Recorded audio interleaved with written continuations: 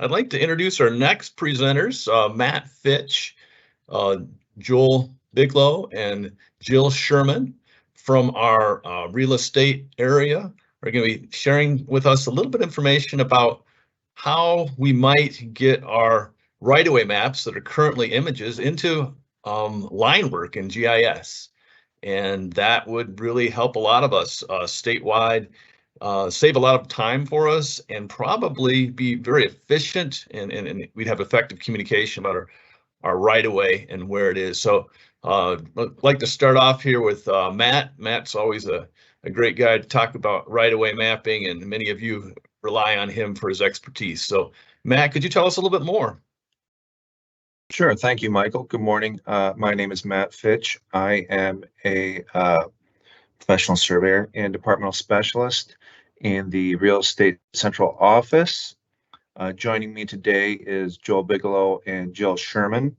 So today we're going to be discussing initiatives at MDOT transitioning from static right-of-way maps to an integrated GIS.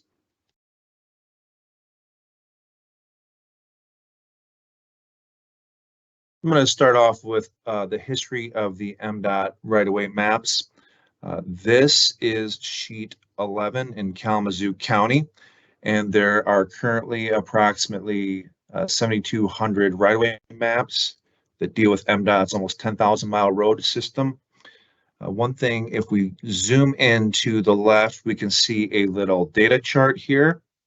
If we blow that up, we can see the dates on the far right. It looks like this one was started in 1964 and finished in 1965. So most of our right-of-way maps were hand-drawn in the 1950s, 60s, and 70s.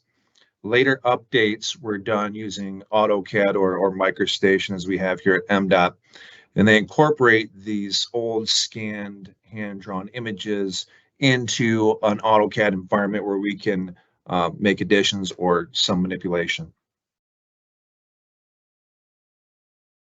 One problem that we have with our right-of-way maps is when we try to export them into a real-world environment, either Google Earth or ARC, what happens is they will come in not where they should. This is on the East Coast. Some of our right-of-way maps will show up in the Pacific Ocean. So we can't exactly just start integrating them with other programs. There's some groundwork that needs to be done before we can start doing that.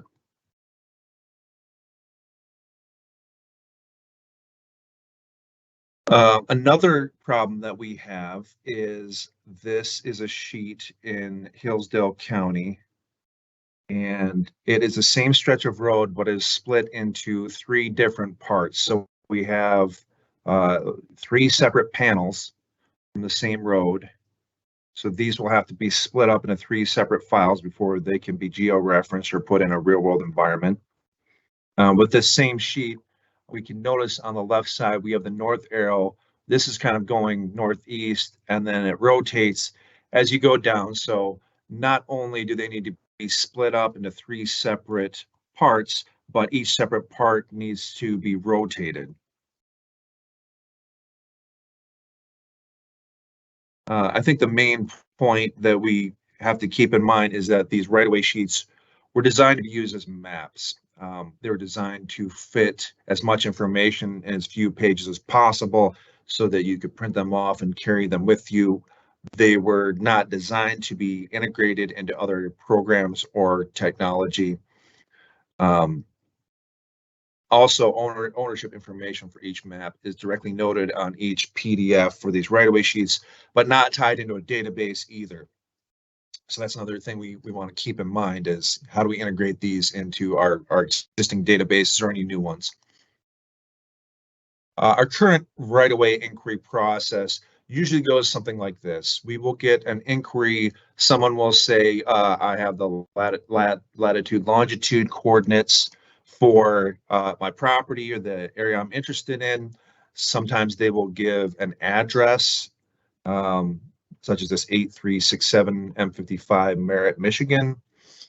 If we're lucky, we can get a description that says the southeast quadrant of section 33, town 23 north, range 5 west. So these are the ones we like. However, unfortunately, most of the inquiries are more like the first two. So once we get the address or latitude, longitude, we will either use Google Earth. There's a Earth Point edition that tells section, town, and range, or we can go to the MDOT PR Finder. And once we have that information, we should have our section, town, and range. Now we go to our MDOT right-of-way maps, the main page. We can click on whatever region it is in. This is a north region here. And finally, we can click on the county and pull up the county map. Now, in our rural areas, sometimes we might have to click on 2 counties before we figure out which one it is, if it's in the middle of nowhere. But after that, it's usually easy to find the correct sheet after 1 or 2 tries. Conversely, if we're working in an urban area, we typically know what county it's in. However, it might take us 2, 3, 4 tries to figure out which specific right-of-way sheet it corresponds to, especially if it's in a congested area with a high population density.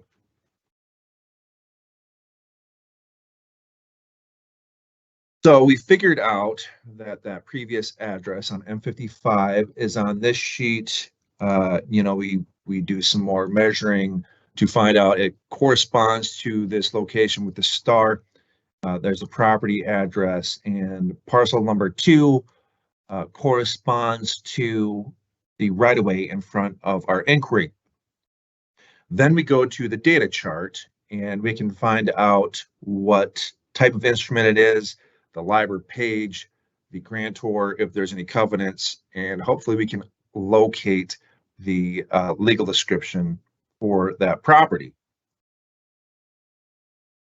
Now, one thing we need to ask ourselves is how much time does it take to perform these searches? If it is someone who's technically savvy, usually within house at MDOT, if they're familiar with the process, it can take them 10 to 15 minutes just to find the correct deed or easement. If we need to access the highway plans or microfiche, it could take us 30 minutes or more. And oftentimes with some of the legal descriptions, they will say a stretch of land 100 feet wide, lying 50 feet on each side of the center line of the highway. So in order to determine where the center line of that highway falls, we will need to pull the as-built or some of the original highway plans. So if that second part of the process is involved, it can take significantly longer. If you're dealing with the average citizen who is looking at right-of-way maps, it might take them 15 to 30 minutes or longer just to locate the correct right-of-way sheet and the deed easement information. And finally, we need to ask ourselves how many people use our right-of-way maps. Internally, we have dozens to maybe hundreds of people that use our right-of-way maps on a regular basis. Externally, we have a wide variety of users, from surveyors to engineers, sign or advertising companies, utility companies. So we have, dozens of people, if not hundreds, that are using these and going through the process.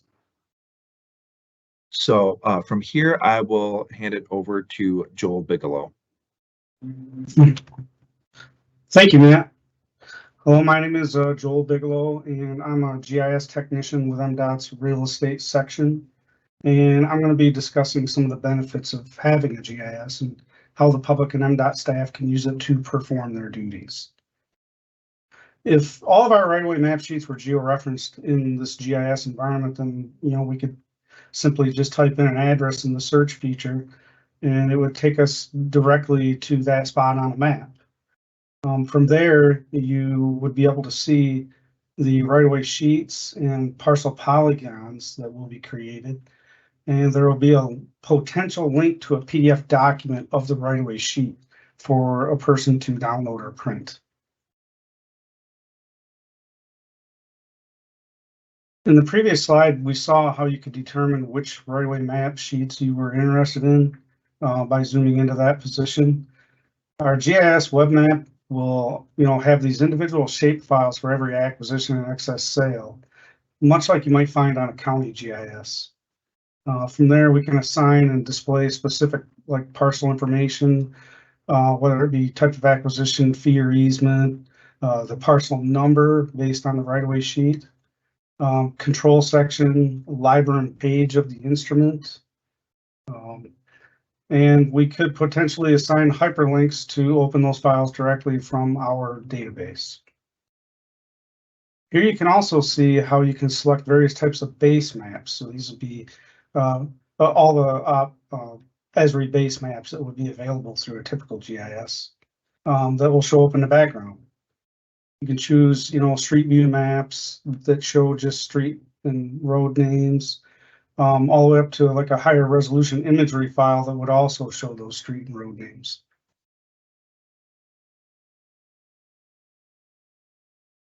This slide shows you how much detail you can see with those images in the background. Being able to see our right-of-way limits and the parcels with the imagery in the background is going to help our internal MDOT staff see where any impacts of a current construction project may be without even leaving their office. This will not only be a time saver, but also be a safer alternative to a site visit. This will also be a great benefit to municipal engineers and staff, as well as the public in general, needing this information for any reason. So in conclusion, benefits of a GIS like this would be quick searches for an address or place with right-of-way sheet information, and MDOT right-of-way parcel information with polygons, and background maps for visualization, and uses for state government, municipalities, and the public, and most of all, speed and ease of use. Now I will turn it over to Jill. Hey, thanks, Joel. Hello, and good morning, all.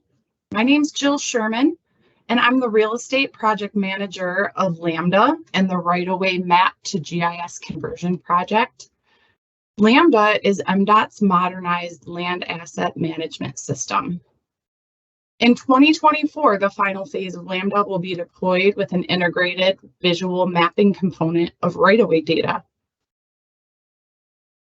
But to better understand our future, let's first take a look at our past and the road to modernized real estate data. Real estate's data management vision stems from our history of hosting a multitude of siloed systems and old paper records with numerous data sets to cross-compare and maintain. Here, Plato's basic truth applies: necessity is the mother of invention. Real estate has applied these lessons learned along with the recently completed research project to define system requirements in a GIS implementation plan.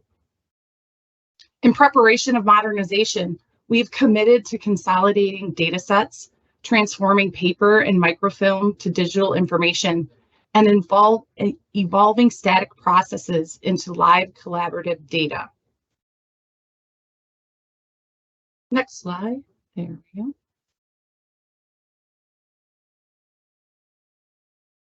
With the introduction of Lambda, MDOT Real Estate provides for the first time a single access point for the department staff to visually obtain MDOT's acquisition and disposal records, a recorded conveyance instrument, and a GIS map with right-of-way locations and limits all within one system.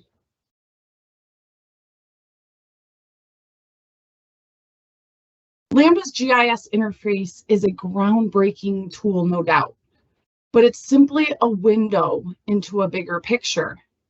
And when you peek through that window, the picture is powered by ongoing tedious technical efforts of converting and geospatializing MDOT's 7,258 individual right-of-way map files, one map at a time, one parcel at a time, one line drawn at a time. Simply put, a massive data conversion effort is required for a complete and continuous picture.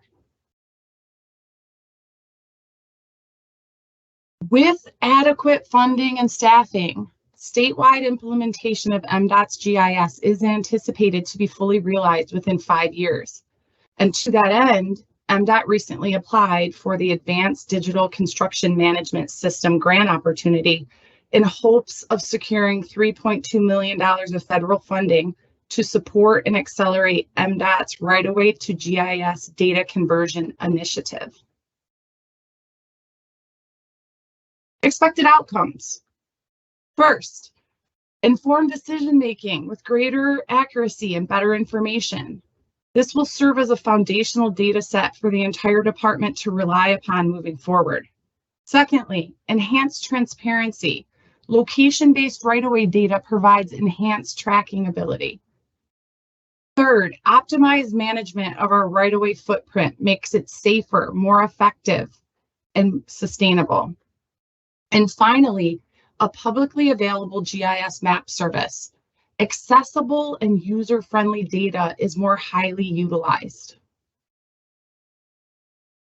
In closing, think of this image as you consider the benefits of integrated right-of-way data with other collaborators within the project lifecycle. Good data in means good data out. Project deliverables such as PA 132 certified surveys and legal alignments will be utilized to continuously maintain, expand, and improve the quality of MDOT's right-of-way data for future project delivery, department planning, and asset management decisions. Thank you for your time today. We'll take any questions you may have.